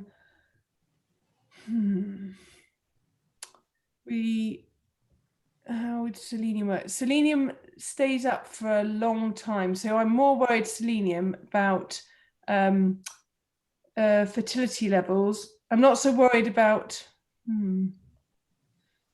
that's interesting about selenium getting across. White muscle issues in selenium. What do the other vets think about selenium dosing cows? And the thing, anything because you're mainly like, I think it does. I think the effects are much more dramatic if you're overwintering outside and you're basically lambing on grass, and you've basically had them on grass right through the winter. Then we're more likely to see the extremes. Most people, if you're feeding any supplements up to lambing or calving, then you're sorting the minerals, and I'm not nearly so worried about it. It's interesting. That's an interesting. We've had an interesting case just recently with a Charolais herd of sucklers, pedigree Charolais, completely grazed outside and absolutely minimal inputs into it. Basically, they've got acres. They're spoilt. They're absolutely spoilt Charolais, but no minerals, no supplementary feeding or anything. They were calving down this year, and they had little calves born that hit the floor and just wouldn't get going. We took some blood samples and investigated, and it was found there was a vitamin A deficiency more than anything. And we corrected any animals born soon after that. We're given vitamin A jab straight away, and they just flew on after that. So it did look like it was a real issue. We don't see much selenium deficiency in this area, to my knowledge. It's something we don't see a lot of. What we do see a bit of, though, is vitamin E, and they often interplay together. So, and I start losing myself then, but I certainly do see white muscle disease due to vitamin E deficiency, maybe not so much due to selenium. However, the treatment does have selenium in it as well. We're given the jabs of Viticel. Yeah. So and white muscle, for anyone. So in lush spring grass, we have very high levels of polyunsaturated fatty acids, and that the animals need both vitamin E and selenium to make those into a non-toxic thing to stop them getting white muscle. And yeah, I don't think we can always tease it out. I think I agree with you there, Mark. We often end up giving them both selenium and vitamin E. So I think we see it as they're, at that sort of six weeks, a couple of months old calves or lambs at that age, but lambs, you also see it quite early on. I've confused white muscle in lambs very early on with just like weak baby lambs that are weak and floppy, or even a joint till. You just can't work out why the lamb is not up, and it's a vitamin E, selenium, and I'm not sure we always know exactly which, but white muscle, yeah. Can low selenium cause respiratory problems too? Yes, it can. So and I've seen that. I've seen it actually in calves with pneumonia where it wasn't classic. They were actually white muscle, and it was affecting their muscles. They couldn't breathe properly. So you see it affecting the heart, and obviously they get deaths then, but actually you can also see just a shallow breathing, and that was selenium deficiency. So I was saying I didn't know anything about calves, but I did a bit of calves. I didn't know that. I've learned something there. I can remember the farm distinctly. It was definitely low selenium. It was. Just going back to a question about copper, I do think it is blood sampling for copper, as Fiona says, is very unreliable, because the body desperately tries to maintain blood copper levels. Taking liver samples is the best way, and there's a bit of a discussion which animals you should sample, but there is a good call for any fallen stock on the farm especially adult ewes as well. And I've got a bit of a plug here on this because it's something I like doing. But any fallen stock, especially adult ewes, really should be getting post-mortemed by the vets, and they can take a liver sample quite easily. And the reason for post-mortem is it's a good, easy way of checking for liver fluke and iceberg diseases as well, which is something we're just trying to push at the moment. And you can get a good understanding of what other diseases might be in your flock of sheep, as well as getting a liver sample for looking for copper. And you can put it in the freezer. You don't have to send it straight off, do you? So if I'm worried about copper loading, as in too much copper, I'll get people to collect liver samples and just freeze them, and then we'll send them off when we've got 3 or 4. I've got to also say, actually, if you just want to cut into a sheep that's died, or even, you know, a growing lamb, it's dead easy just to get a liver sample and look at the liver. And especially at this time of the year, it's really good to just have a look at the livers, see if they look normal. And if they don't look normal, it could well be that there's fluke going on. So just good way of looking for fluke on a farm. And it's not difficult at all, really. I don't know, and a question for Fiona, does disease affect copper livers? So would it be more accurate testing live animals and taking tissue samples from live animals? I think it's more accurate. I think you're okay. I was just thinking, Tom's put something there, how fresh does a dead sheep have to be to do a liver sample? Like, not smelly and not running away. Like, yeah, it's well, actually, where I've most seen that's I've diagnosed liver fluke or liver problems from testing having high copper. So if you having high copper in the blood, so we've done copper, cobalt, selenium and seen high copper in the blood, and actually it's because the sheep's got a damaged liver and it's kicking out more copper than usual. It's the liver's not managing to keep the copper steady as otherwise. So yeah, we've actually, I've got an ongoing thing with Philippa that I work with in yeah, doing liver biopsies. Do you do that, Rachel? Live sheep liver biopsies? Well, either Rachel or Mark. No. No, it's something we've been discussing, basically. We've been discussing it as well. We've had sheep lined up, and we know exactly where we're going for. We haven't just quite been brave enough to biopsy it. We've got them lined up to do.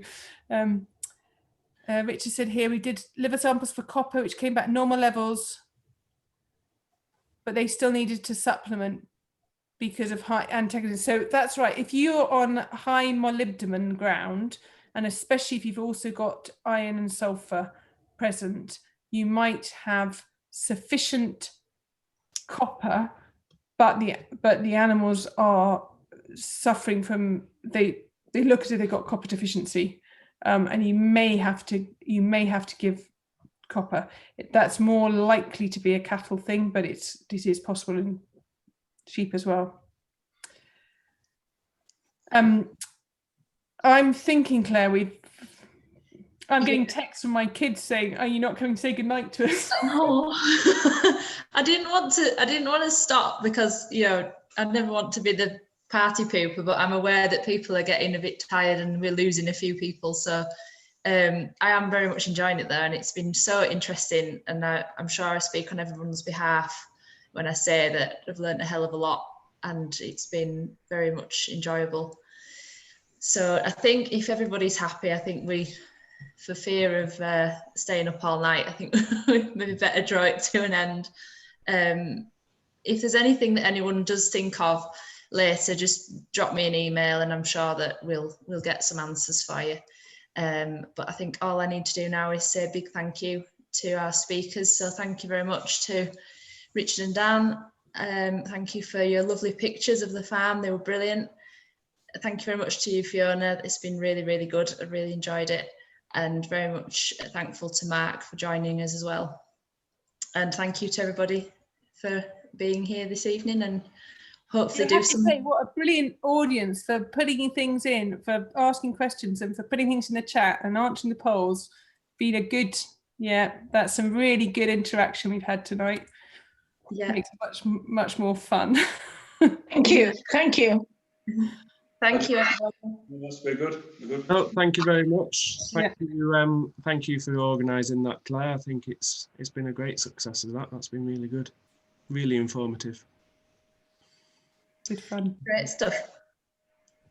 Well, thank you, everybody, and we'll see you sometime, either virtually or face to face at some point. Yeah, I'm looking forward to a face-to-face one next. Thanks Thank all. you. Bye. Okay, thank you very much. Bye, bye, bye, bye.